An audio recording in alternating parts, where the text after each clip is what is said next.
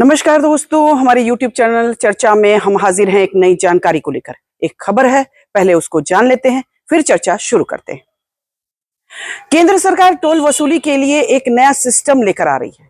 सड़क परिवहन और राजमार्ग मंत्रालय ने इस नए सिस्टम के नियम जारी कर दिए हैं। इसका ट्रायल पूरा हो चुका है और अब इसे पायलट प्रोजेक्ट के रूप में चुनिंदा नेशनल हाईवेज पर लागू करने की तैयारी है।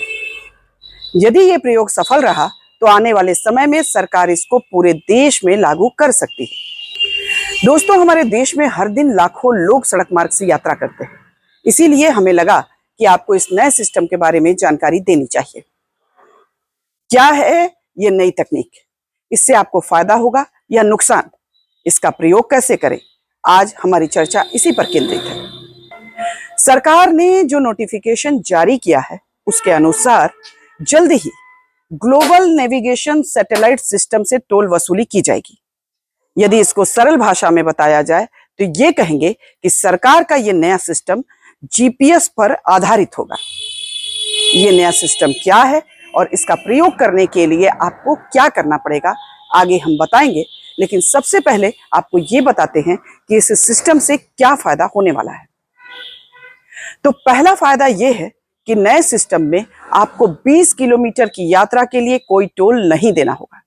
जैसे ही आप 20 किलोमीटर से ज्यादा की दूरी तय करेंगे, वैसे ही आपका टोल कटना शुरू हो जाएगा। जिन गाड़ियों पर नेशनल परमिट नहीं है, उन्हें एक दिन में दोनों तरफ 20 किलोमीटर की यात्रा के लिए छूट दी जाएगी। इस बदलाव का दूसरा फायदा क्या होगा? यह होगा कि टोल प्लाजा पर ट्रैफिक जाम की समस्या खत्म हो जाएगी और आपकी यात्रा का समय बचेगा। इस सिस्टम से फास्ट टैग की जरूरत नहीं रहेगी, जिससे अब टोल प्लाजा पर रुकना नहीं पड़ेगा। तीसरा फायदा है, अभी के सिस्टम के मुकाबले नए सिस्टम से कटने वाला टोल सस्ता होगा। इस व्यवस्था से सिर्फ आपको ही नहीं, सरकार को भी फायदा होने की उम्मीद है। फिलहाल NHAI को टोल से सालाना करीब 40,000 करोड़ रुपए मिलते हैं। नई प्रणाली पूरी तरह से लागू होने के बाद ये आमदनी बढ़कर 1.4 लाख करोड़ रुपए होने की उम्मीद है। नया सिस्टम कैसे काम करेगा, इसको लागू करने की प्रक्रिया क्या है? क्या इसके लिए गाड़ियों में कोई सिस्टम लगाना होगा? जी हाँ, इस तकनीक से टोल वसूली के लिए सभी गाड़ियों पर जीपीएस इंस्टॉल कराया जाएगा और जीपीएस के सहारे सैटेलाइट के जरिए टोल की वसूली की जाएगी। इसके लिए वाहनों में ऑन बोर्ड यूनिट यानी OBU लगाए जाएंगे, जो टोल कलेक्शन के लिए ट्रैकिंग डिवाइस के रूप में काम करेंगे।